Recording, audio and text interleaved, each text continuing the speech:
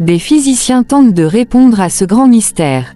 Selon le physicien Roger Penrose, des univers différents se succéderaient ainsi à l'infini.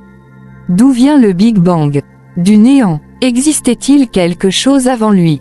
C'est un mystère qu'essayent de comprendre certains physiciens. Ce que l'on sait, c'est que les premières particules de matière à longue durée de vie, les protons et les neutrons, qui constituent ensemble le noyau atomique, sont apparus 10 millièmes de seconde après le Big Bang. Avant cet événement, il n'y avait pas vraiment de matière au sens usuel du terme. L'une des hypothèses plausibles émises grâce à la physique spéculative est que le monde physique était alors constitué de particules élémentaires à courte durée de vie. Chaque particule de cette matière possédait un compagnon miroir, d'antimatière. Contrairement à aujourd'hui, les quantités de matière et d'antimatière étaient égales. Lorsque ces dernières se rencontrent, elles s'annihilent dans un éclair d'énergie. Des particules étaient alors constamment créées et détruites. Une succession d'univers. Comment ces particules sont-elles apparues? Grâce à la théorie quantique des champs, nous apprenons que même dans du vide, c'est-à-dire dans un espace-temps vide, il existe de l'activité physique sous la forme de fluctuations d'énergie. De ces fluctuations peuvent apparaître des particules, qui disparaissent ensuite peu après.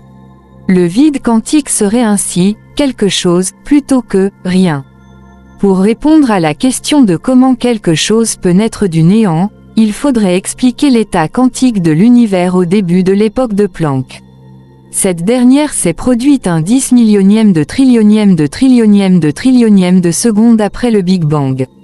C'est à ce moment-là que l'espace et le temps sont devenus des fluctuations quantiques. Pour l'instant, toute explication reste purement spéculative.